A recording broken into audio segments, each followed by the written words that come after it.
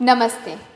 भारत का प्रधान कौंसलावास बाली एवं स्वामी विवेकानंद सांस्कृतिक केंद्र बाली द्वारा आयोजित विश्व हिंदी दिवस के इस कार्यक्रम में मैं पॉम्पी पॉल आप सबका स्वागत करती हूँ। आप सभी को विश्व हिंदी दिवस की हार्दिक शुभकामनाएं। आज यानी कि 10 जनवरी पूरे विश्व में विश्व हिंदी दिवस मनाया जाता है। इसका मुख्य उद्देश्य है विश्व में हिंदी भाषा का प्रचार प्रसार करना तथा हिंदी भाषा को अंतर्राष्ट्रीय भाषा के रूप में प्रस्तुत करना। इस वर्ष कोविड-19 महामारी के चलते हम सभी अपने अपने घरों से विश्व हिंदी दिवस का आनंद ले सके। इसी कारण से स्वामी विवेकानंद सांस्कृतिक केंद्र इंडोनेशिया में रहने वाले प्रवासी भारतीयों से एवं इंडोनेशिया के हिंदी भाषा प्रेमियों से कुछ हिंदी कविता और हिंदी फिल्म गीत प्राप्त की है, जिनमें से कुछ कविता और कुछ गीत आपके समक्ष इस कार्यक्रम में प्रस्तुत करने जा रहे हैं। इस कार्यक्रम को हमने 2 भागों में बांटा है, कविता एवं गीत। भारत का प्रधान कौंसलावास बाली एवं स्वामी विवेकानंद सांस्कृतिक केंद्र बाली आप सभी प्रतिभागियों के योगदान के लिए कृतज्ञ है। मैं आशा रखती हूँ आप सभी को ये कार्यक्रम पसंद आएगा एवं आपसे अनुरोध है कि इस कार्यक्रम के वीडियो को आप ज़्यादा से ज़्यादा लोगों तक पहुँचाइए। चलिए आनंद लेते हैं विश्व हिंदी दिवस के इस कार्यक्रम का। धन्यवाद।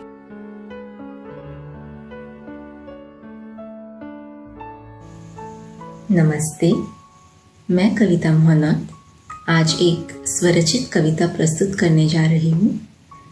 हिंदी दिवस के इस अवसर पर माँ और मातृभूमि को समर्पित यह कविता। तुम्हारे आंचल में सिमटकर सोने का मन करता है, तुम्हारे आंचल में सिमटकर सोने का मन करता है माँ, आज फिर से वो बचपन जीने का मन करता है। तुम्हारे हाथों से एक निवाला खाने में तुम्हें खूब सताया, खूब रुलाया। आज देश से इतनी दूर रहते हुए वहाँ की हर चीज़ बहुत याद आती है, वहाँ के त्योहार, धूमधाम और ख़ास तौर से वहाँ का खाना। और याद आता है बचपन का वो समय जब माँ के हाथों से खाना खाने में बच्चे अक्सर माँ को जिम जाने जितनी कसरत करवा देते हैं। तो यही कि तुम्हारे हाथों से वो निवाला खाने में तुम्हें खूब सताया, खूब रुलाया। आज तुम्हारे हाथों का खाना खाने को मन तरसता है माँ, आज फिर से वो बचपन जीने का मन करता है। तुम्हारी बातें सुनने और अपनी सुनाने के मौके बुने कम। अक्सर जिंदगी की भाग दौड़ में, चाहे वो शिक्षा का समय हो या कामकाज की व्यस्तता, चाहते हुए भी माता पिता के लिए वो समय निकाल पाना मुश्किल हो जाता है। तो यही कि तुम्हारी बातें सुनने और अपनी सुनाने के मौके बुने कम।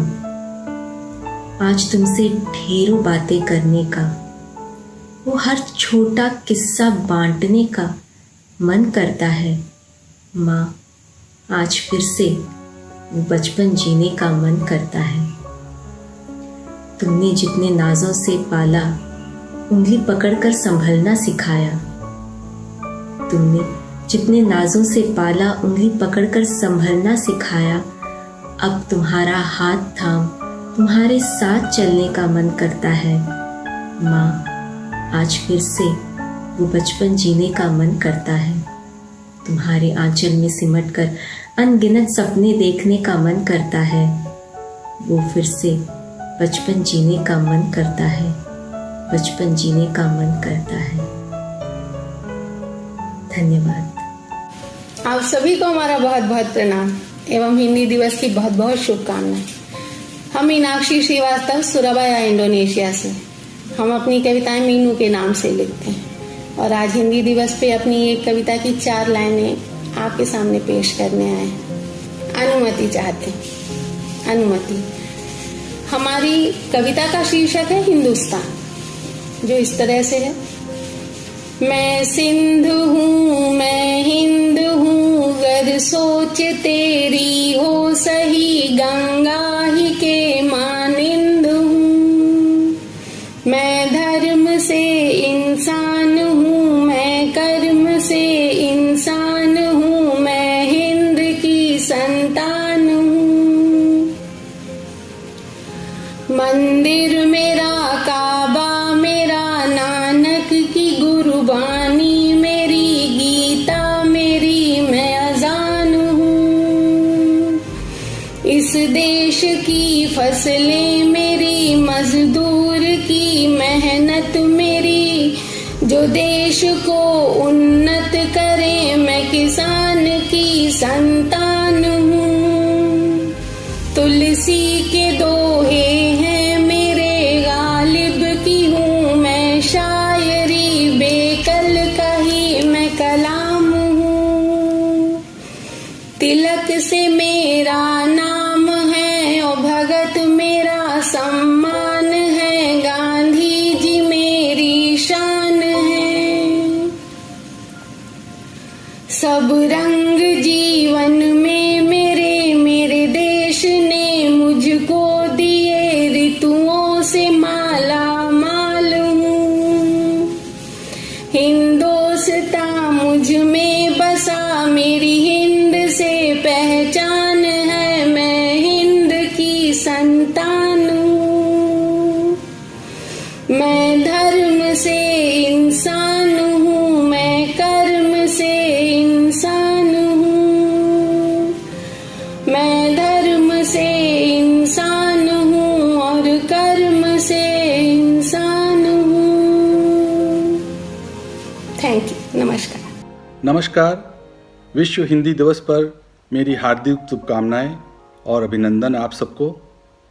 मुझे अत्यंत प्रसन्नता है कि मुझे इस अवसर पर अपनी लिखी कुछ कविताएं प्रस्तुत करने का अवसर मिल रहा है। मैं अपनी प्रस्तुति को 3 भागों में बांटता हूं। पहला बचपन, फिर यौवनावस्था से पूर्व की अवस्था और फिर यौवनावस्था। मैं आरंभ करता हूं बचपन के ऊपर लिखी कुछ पंक्तियों से। बंद कर दूं तितलियां मर्तबान में, या कि बांध दूं बकरी के 2 पैर। खट्टी इमलियां तोड़ूं गुलेल से, या फिर चुन लाऊं मैं मीठे बेर। बीता बचपन मैं कैसे फिर पाऊं। बरगद की डाली पर झूले लगाऊं, या बारिश में फिर से मैं भीग आऊं। बागों में जाकर फिर अमियां चुराऊं, या माली के डंडे से खुद को बचाऊं। बीता बचपन मैं कैसे फिर पाऊं। मस्ती ठहाकों शरारतों में लौटूं, या छुट्टी की घंटी चुपके से बजाऊं। लिपट जाऊं माँ से अचानक फिर से, या पूजा की थाली से बताशे चुराऊं।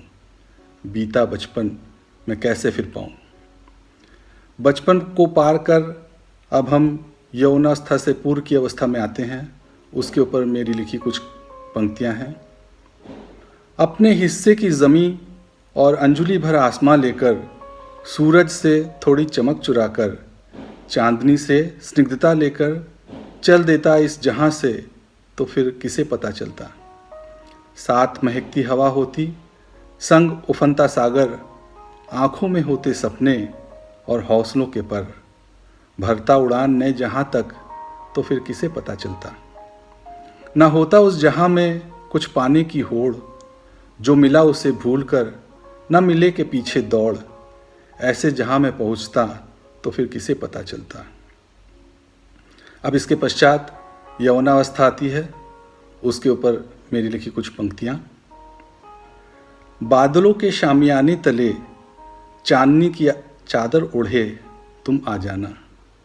ओस की बूंदी बूंदों में भीग, मंद बयार के संग तुम आ जाना।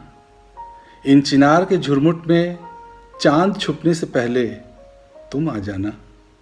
स्वयं पर विश्वास नहीं, मेरा अस्तित्व दीप जलते तुम आ जाना। इसी के साथ मैं अपनी प्रस्तुति समाप्त करता हूँ। धन्यवाद। नमस्कार। नमस्कार। सर्वप्रथम नव वर्ष 2021 की हार्दिक शुभकामनाएं।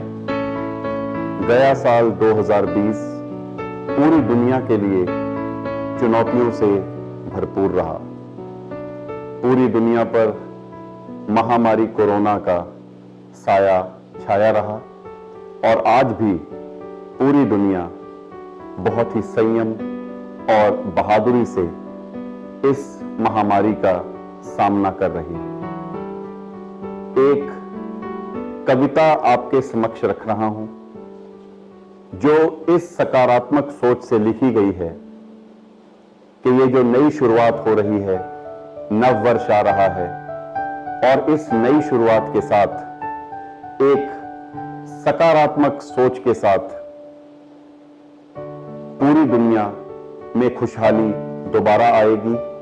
और इस कविता का शीर्षक है फिर गुलों से गुलशन महकेगा। तो प्रस्तुत है ये कविता आपके समक्ष। ये कविता मैंने नव वर्ष पर लिखी है। जैसा कि मैंने बोला, इसका बड़ा ही सकारात्मक शीर्षक है फिर गुलों से गुलशन महकेगा। बारिश की पहली टिप टिप, बारिश की पहली टिप टिप नूतन कलियां मुस्काई हैं। बारिश की पहली टिप टिप नूतन कलियां मुस्काई हैं। फिर गुलों से गुलशन महकेगा, फिर गुलों से गुलशन महकेगा। ऋतुओं ने ली अंगड़ाई है। बारिश की पहली टिप टिप नूतन कलियां मुस्काई हैं। फिर गुलों से गुलशन महकेगा। ऋतुओं ने ली अंगड़ाई है। सूखी धरती की प्यास बुझी, सूखी धरती की प्यास बुझी, मिट्टी से खुशबू आई है। सूखी धरती की प्यास बुझी, मिट्टी से खुशबू आई है। बूंदों से छनकर किरणों ने सतरंगी छटा फैलाई है। फिर गुलों से गुलशन महकेगा। ऋतुओं ने ली अंगड़ाई है। पतझड़ की अब बात क्या करना, पतझड़ की अब बात ना करना। बीता कल था बीत गया। पतझड़ की अब बात ना करना। बीता कल था बीत गया। मौसम बसंत का आएगा, मौसम बसंत का आएगा। ये हवा संदेशा लाई है। फिर गुलों से गुलशन महकेगा। ऋतुओं ने ली अंगड़ाई है। ये दौर है हमने क्या देखा, ये दौर है हमने क्या देखा। इंसान से इंसान डरने लगा। ये दौर की मैं बात कर रहा हूं, जो ये कोरोना का दौर हम देख रहे हैं कि इंसान ही इंसान से डरने लगा है। ये दौर है हमने क्या देखा। इंसान से इंसान डरने लगा। हाथ मिला फिर गले मिलेंगे, हाथ मिला फिर गले मिलेंगे। कुछ पल की तन्हाई है। फिर गुलों से गुलशन महकेगा। ऋतुओं ने ली अंगड़ाई है।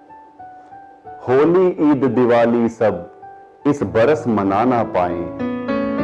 होली ईद दिवाली सब इस बरस मना ना पाए हैं। जी हां, ये मैं बात कर रहा हूं 2020 की, जिसमें हम कोई त्योहार भी नहीं मना पाए।